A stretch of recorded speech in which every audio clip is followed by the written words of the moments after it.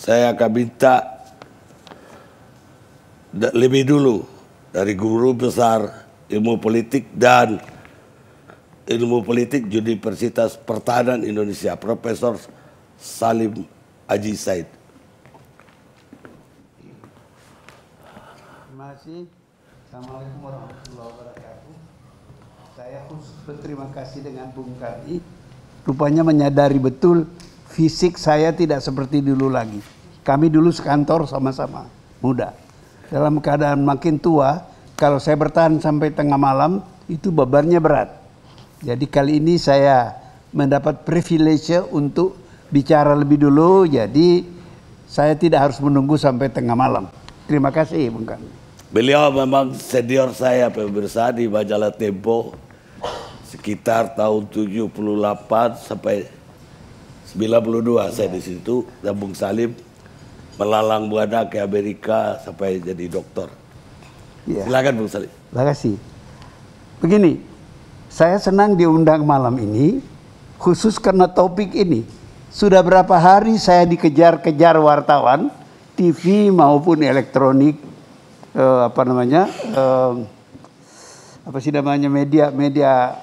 media cetak dan media elektronik, minta penjelasan terhadap peristiwa ini. Peristiwa Ciracas ya. Oke. Saya tidak beri keterangan karena saya belum tahu. Informasi pertama yang saya dapat adalah keterangan Pangdam dan Kapolda. Dan saya merasa bahwa keterangan itu belum jelas. Dikatakan bahwa itu kecelakaan tunggal. Enggak dijelaskan. Kecelakaan tunggal itu apa? Tabrakan, nabrak orang, apa bagaimana?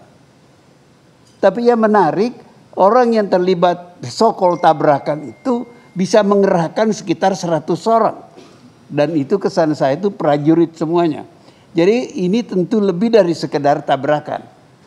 Soal menjadi jelas bagi saya ketika KSAD tadi diulang lagi rekamannya, memberikan keterangan yang jelas. KSAD tidak lagi bicara menyalahkan oknum. Itu grup. Dan grup itu adalah Angkatan Darat. Dan beliau tegas untuk bertindak kalau perlu memecat atau sudah pasti barangkali akan dipecat kalau mendengar cara KSAD menjelaskan tadi. Nah, tadi Bung Karni cerita mengenai poster-poster atau baliho yang menggambarkan Kapolri dengan Panglima TNI. Itu di seluruh Indonesia. Saya mau tambahkan sebagai wartawan, bekas wartawan saya udah tua, itu tidak pernah lihat hal seperti itu di negeri lain. Sekacau apapun negeri itu. Saya ke Afrika, Eropa Timur, Asia Tenggara, Asia Utara, begitu. Nggak ada. Tapi di Indonesia itu ada. Artinya sebenarnya Bung Karni memang ada masalah yang mereka deteksi. Persoalannya itu nggak diselesaikan. Kalau kita dengar penjelasannya tadi KSAD, ada masalah. Apa masalah itu? Itu yang harus kita cari. Jadi saya tidak berpretensi memberi penyelesaian. Saya berharap bisa memberikan arah. Kita harus cari di mana akar persoalan ini. Sebab ini sudah terjadi berkali-kali. Saya ingat ketika Pak Ria Mizar menjadi KSAD sekian tahun lalu, juga terjadi peristiwa bahkan tembak-tembakan somewhere di Riau kalau nggak salah. Keras juga Pak Ria Mizar waktu itu. Saya sudah lupa tepatnya apakah Pak Ria Mizar juga mengancam akan memecat. Saya nggak ingat lagi, tapi serius sekali waktu itu. Nah, kejadian lagi. Di Medan. Di Binjai ya? Oke. Kok terjadi lagi? Sementara para pembesar polisi dan tentara baik-baik saja kayak orang pacaran baik. Tapi di bawah kok terjadi begitu? Kalau Anda ingat, di kalangan militer itu ada ucapan tidak ada prajurit yang salah itu jenderal, kira-kira begitu. Jadi, so what is really going on? Kenapa bisa kejadian begitu? Dan gampang betul. Itu Ciracas itu sudah 2 kali diserbu kalau nggak salah. Dan tempatnya di situ-situ saja. Mungkin karena di daerah situ banyak kompleks militer. Oke. Jadi gampang diserbu. Dia tidak menyerbu kalau kompleks polisi berada di Jakarta Pusat terlalu jauh, dalam perjalanan bisa diintercept oleh Pomdam. Ini nggak bisa karena agak jauh, dekat di situ. Jadi menurut saya itu yang harus dicari. Nah, ke arah mana yang akan dicari? Pertama saya kira ada soal kesejahteraan. Oke. Coba diselidiki. Kesejahteraan ini berhubungan dengan keterlibatan di dalam masyarakat. Saya ingat ketika kita diskusi-diskusi menjelang penghapusan dui fungsi, itu Jenderal Agus Wijoyo berbicara tentang gagasan beliau agar tentara tidak lagi terlibat ke dalam masyarakat. Oke. Sebab kalau terlibat ke dalam masyarakat, itu akan menyangkut hubungan-hubungan perizinan. Oke. Izin pesta, izin ini, izin itu, dan itu rawan sekali melibatkan uang. Oke.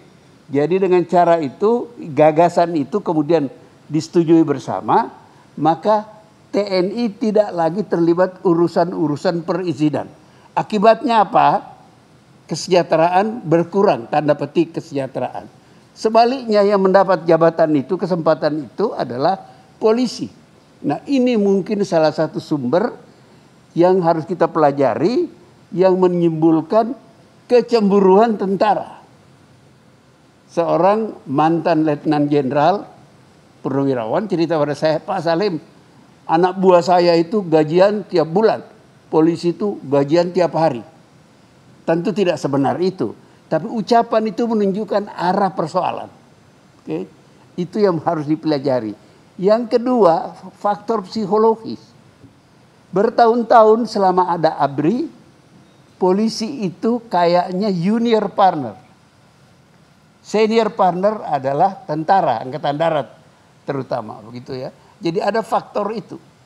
Saya ini kan mengajar di Universitas Pertahanan, ada kelas saya isinya kolonel semua, senior. Jadi mereka bicara kepada saya persoalan-persoalan ini. Soal hubungan mereka dengan polisi, hubungan mereka dengan politik dan sebagainya. Jadi saya lihat di situ ada masalah. Bagaimana itu diatasi? Ya, jadi dua faktor, faktor kesejahteraan yang bersumber kepada keterlibatan polisi ke dalam masyarakat, sementara tentara tidak lagi terlibat di situ. Pernah terlibat. Oke. Sekarang mereka tidak terlibat. Polisi yang terlibat di situ. Jadi ada perubahan. Nah, yang kemudian adalah soal psikologi. Mereka mengeluh, murid-murid saya itu mengeluh. Coba Prof jelaskan, bagaimana sekarang ini kok NKRI menjadi negara, bukan negara kesatuan Republik Indonesia, tapi kata mereka negara kepolisian Republik Indonesia. Saya nggak bisa jelaskan. Itu kan keputusan pemerintah. Apakah seorang jenderal jadi duta besar, seorang jenderal jadi menteri, apakah jenderal polisi atau tentara, itu keputusan politik presiden. Saya tidak bisa menjelaskan. Yang bisa menjelaskan itu pihak presiden, pihak istana. Saya nggak tahu apakah malam ini diundang juru bicara istana untuk menjelaskan, saya nggak tahu. Tapi itu persoalan. Bagaimana itu kita atasi? Otherwise ini akan terjadi terus. Beribu poster dipasang, ya, gambarnya bagus-bagus, tapi di bawah persepsinya lain terhadap keadaan, dan itu mudah sekali dipicu untuk menjadi persoalan hubungan antara polisi dan tentara. Alhamdulillah yang kita hadapi itu hubungan polisi dan tentara. Bagaimana kalau ini berkembang juga hubungan angkatan darat, angkatan laut, angkatan udara, angkatan darat, angkatan udara, lebih runyam lagi Indonesia ini. Untunglah tidak ada masalah itu. Jadi masalah yang kita hadapi cuma satu. Bagaimana kita mengatasi supaya tidak terjadi sesuatu yang ironis. Pimpinan peluk-pelukan baik, tapi anak buah tembak-tembakan. Ini kan ironis sekali. Saya kira kita harus mencari penyelesaiannya dari dua sumber yang saya kemukakan tadi. Mudah-mudahan diskusi kita malam ini banyak purnawirawan yang punya pengalaman, ada profesor, ada peneliti, bisa mengarahkan lebih jauh detail persoalan yang menurut saya sumbernya dua itu tadi. Kalau itu tidak diatasi, ini akan terjadi terus. Itu saja Bung Karni, terima kasih banyak. Baik, coba ada pertanyaan saya untuk Prof. Tadi faktor pertama yang Prof kemukakan adalah kesejahteraan. Dan itu berhubungan dengan berubahnya posisi antara TNI dan Polri. Yang semula TNI jadi anak paling senior lah, ya junior itu Polri, sekarang kendali dipegang oleh Polri di sipil ya, di masyarakat sipil. Ya ingin saya tanyakan, ketika TNI yang ketika itu pegang kendali dan ada di masyarakat juga seperti polisi sekarang, bentrok ini juga udah sering terjadi, Prof. Tidak menyolok. Saya tidak pernah ingat di zaman duwi fungsi, di zaman ada ABRI, markas ABRI, ada bentrok terbuka polisi dengan tentara, maksud saya angkatan darat. Ya. So, kalau kita bicara duwi fungsi kan praktis itu adalah keterlibatan angkatan darat. Saya nggak pernah dengar ada cerita itu. Mungkin ada keluhan, tapi tidak pernah terjadi bentrok. Nah, sekarang ini mungkin skalanya sekarang lebih gede. Ya, dulu antara Polres mana di daerah dengan Polres. Saya tidak pernah ingat itu secara menyolok, signifikan, sehingga itu perlu kita bicarakan. Ini kan signifikan sekali. Kita masih ingat zaman Pak Ria Mizar tadi sudah disebutkan di Binjai atau apa. Kalau saya tidak salah di Riau juga pernah kejadian. Ini berkali-kali terjadi, sementara di pihak lain pimpinan TNI dan Polri baik-baik saja. Jadi apa yang terjadi ini? Tentu ada sesuatu yang lebih fundamental yang tidak bisa diatasi secara cepat langsung oleh para pimpinan. Akibatnya tidak ada jaminan kalau pimpinan Polri dan TNI itu baik-baik saja, lalu anak buah tidak terjadi ribut. Nah, itu yang saya katakan. Jadi ada persoalan fundamental, bukan hubungan pribadi antar perwira. Karena ada yang mengatakan, begini dulu tidak terjadi karena polisi itu sekolahnya sama dengan angkatan tentara di Akabri 1 tahun bersama. Saya kira persoalannya bukan di situ. Persoalannya ada sesuatu yang fundamental. Sebagai akibat perubahan dari reformasi, akibat dari ditariknya TNI dari masyarakat, ya, dan masuknya polisi ke dalam hubungan dengan masyarakat. Nah, bagaimana mengaturnya ini? Menurut saya sumber api kebakaran itu di situ. Dan faktor psikologi. Mungkin kalau soal kesejahteraan bisa diatasi, soal psikologi mungkin lebih gampang diatasi. Jangan dihadapi bersamaan kedua persoalan itu. Baik, Prof. Terima kasih. Kita udah dapat pengantarnya. Pemirsa, ketika kita main hakim sendiri, maka yang dikalahkan adalah hukum.